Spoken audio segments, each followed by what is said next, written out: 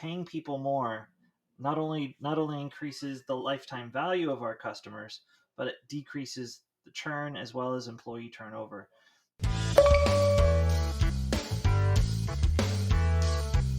Today we have Curtis Boyd, the founder and CEO of the Transparency Company. Welcome, Curtis. Hey, thank you very much, Ryan, for having me. It's amazing having you. We're interested. Tell us about your business. Sure. We identify fake, illegitimate reviews for businesses, consumers, government, anyone who really wants to purchase the data. Yeah, we essentially help people identify who's cheating, like who earned their reviews and who purchased their reviews for Wow. for lots of reasons. Yeah. Yeah, that is an extremely useful service. So, how did you get into that? Oh man, about 9 years ago, I was a student nurse in a hospital. I was finishing my last semester, and a doctor came onto the floor and he started complaining about a fake review that was hurting his business. And, I started complaining about my student loans. So he made a joke saying, if you can take care of my fake review, I'll pay off your student loans. I said, Doctor, I owe $32,000. He's like, I've probably lost 150,000 just this week. And I was like, what do you mean? He's like, well, I'm a surgeon. I charge anywhere from 10 to 15 per per patient. And I've lost at least 10 patients that I know of this week. And yeah, I've hired a lawyer. I've hired reputation people. I'd be happy to pay. I'd be happy to pay off your student loans. My mom worked at the hospital. She knew who he was. He vouched for the doctor, and so I was like, okay, I'm gonna do this. I know nothing about business or contracts, but I'm gonna solve this problem. And 48, 72 hours later, I got nowhere. Just phone calls, emails, threats. Nothing happened. The review didn't go anywhere. I ended up buying an airplane ticket to the web review site where the company was, and I approached people walking in and out of the building, saying, "Excuse me, do you work here? Can you help me remove a fake review for a doctor back in LA?" And they were like, "What? What? Are you crazy? Are you homeless? Are you hungry? Do you need money?" I'm like, "No, no, no. I'm I'm from LA. I've got a doctor with a fake review. I need your help. Can you help me remove this fake review?" And after 2 days of approaching hundreds of people walking in and out of that building, finally a young girl sat down with me and said, Curtis, this is how you do it. And 48 hours later, I had a check for 32 grand and a new outlook on life that I could solve a different problem and make a whole heck of a lot of money that I've never made before. That doctor happened to be on the board of directors for the entire physician network, and before I graduated nursing school, he got me set up with a business name, an accountant, and before I knew it, I was helping 700 doctors at that medical center with their online reputation. I went from nursing student to reputation consultant. Yeah. I love it. That is phenomenal. And so now, do you both identify and remove, or like, do you do both now? So back then it was me just, advocating for doctors. They'd get a illegitimate review. I'd help them take it off. It turned into working for more than just doctors, lawyers, contractors, attorneys, you name it. And I found myself really busy. And I asked the question, could AI replace me? I'm always hearing how Elon Musk talks about AI and how we're all going to be replaced with AI. And I was like, could AI do what I do? Totally. So I went back to school, I learned how to code, and I built a software company called Objection Co that did just that. It looked at reviews the same way I do.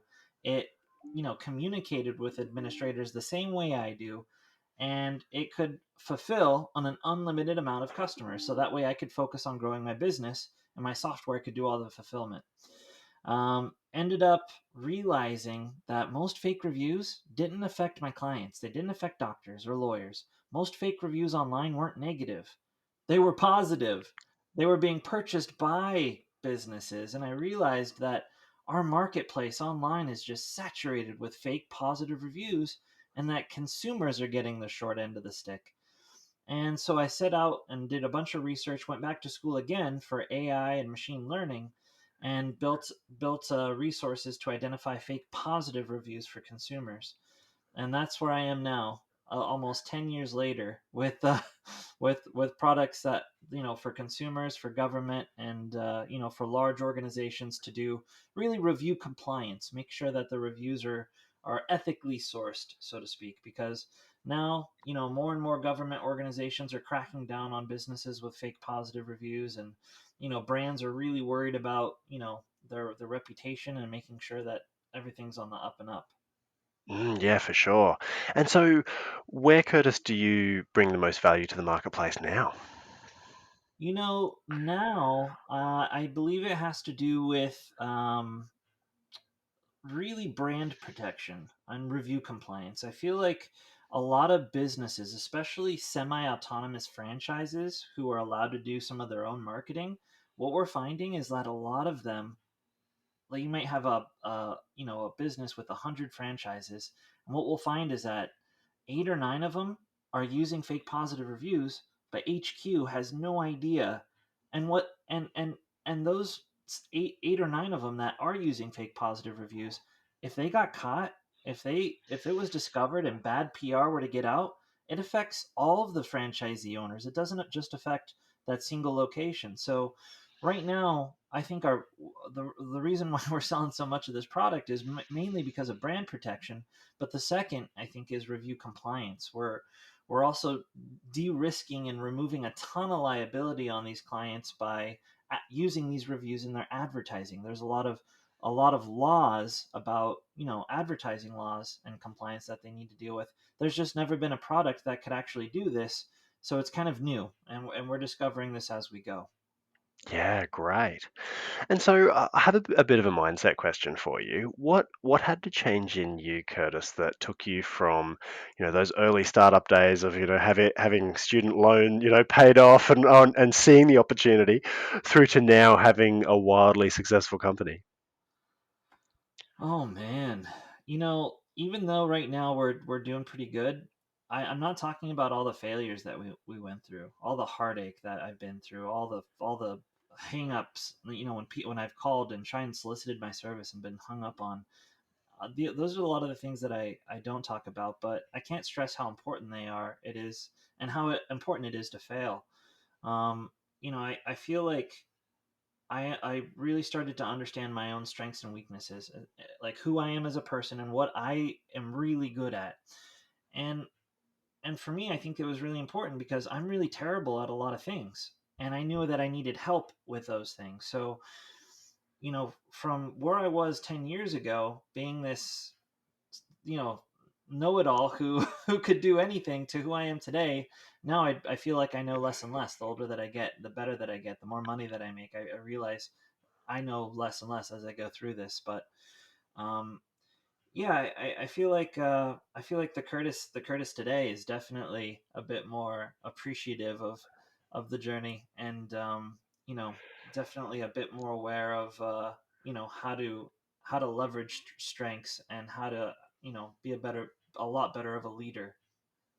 Yeah, for sure. That's really good. And so, with some of that experience, could you give us one or two insights that really gave you the biggest and most dramatic growth for your business? Yeah, for us, what really kind of switched the knob was really understanding the inconsistencies in our sales strategy. Before we after we developed the software, and we had lots of referrals, and we had a decent amount of demos we were setting each week. It wasn't growth in the sense of this is the desired growth that we want for the business. It was okay, it kept us busy, but it wasn't like, wow, I'm really happy with all the growth that we're seeing. It was really very lackluster.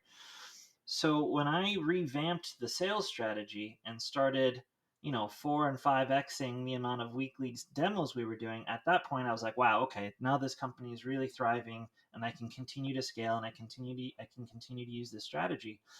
You know, I think it was really getting serious about our sales strategy that allowed us to grow and allowed us to scale, and really understanding the foundation of that sales strategy, and how to really stay consistent with it. So for us, I think it was definitely our sales strategy that really kind of pivoted us from this 20 to 30K MRR company into the revenue that we're seeing monthly now, Yeah, a few years later.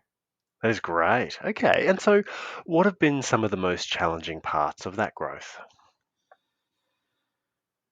Um, Retention is always hard. After we successfully will train a sales rep, whether it's a BDR or an SDR. I use BDR as business development rep. It's essentially the person who introduces the company, sets the appointment for our SDR, sales development rep, who can at that point go through the demo, get them into a free trial, and then close them after the free trial. Training them and investing all the time and energy into both of those roles, once they get good at it, they realize how much they're making the company, which isn't a terrible thing. Some of them are probably going to listen to my podcast today. God bless you guys. I love my team.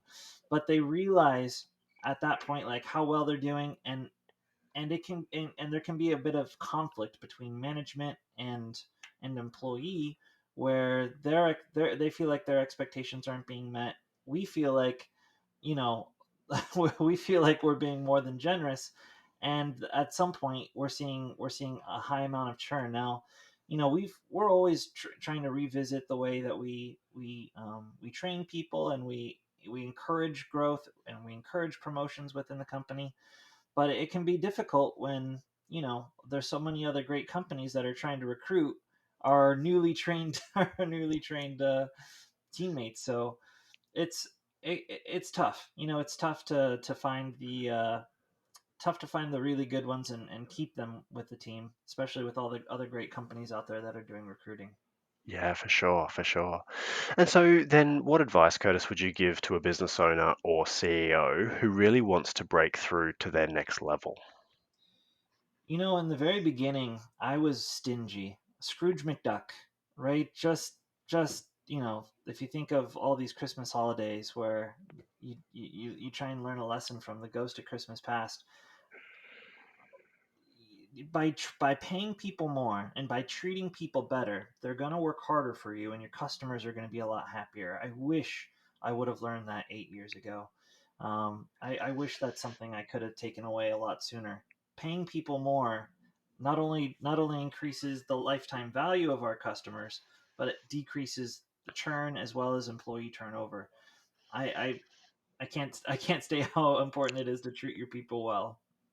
Yeah, amazing. I actually have a similar philosophy in our business, and it's worked really, really well for a lot of years.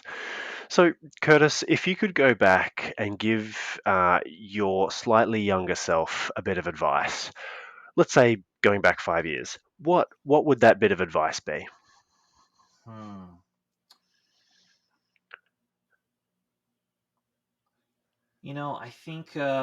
I think I would have told myself to be more open minded to outside help. I've always been very stubborn in the sense that I'm going to figure this out myself. Uh-huh. And while over time and over enough time you can figure out anything, I realize now the value of consultants to help me get certain things done, things that they're really good at, their strengths, my weaknesses. And yeah, I wish I would have sought out help sooner rather than just try to add more and more to my plate and feel like a piece of bread with not enough butter. Yeah, yeah. I've been there so many times. That is some great advice. And finally, Curtis, who can you best help? And if they want to get in touch, how can they reach out to you? Oh yeah, reach out to me on LinkedIn. I'm very active on there. Curtis Boyd, the Transparency Company. Always happy to start a conversation. Always happy to take a look and see what's going on. But yeah, I love meeting other business owners and networking. I love that. And what's your best website? Oh, askfortransparency.com. Wonderful. Curtis, thank you so much for coming on the show. It's been amazing having you. Sure, Ryan. Thank you.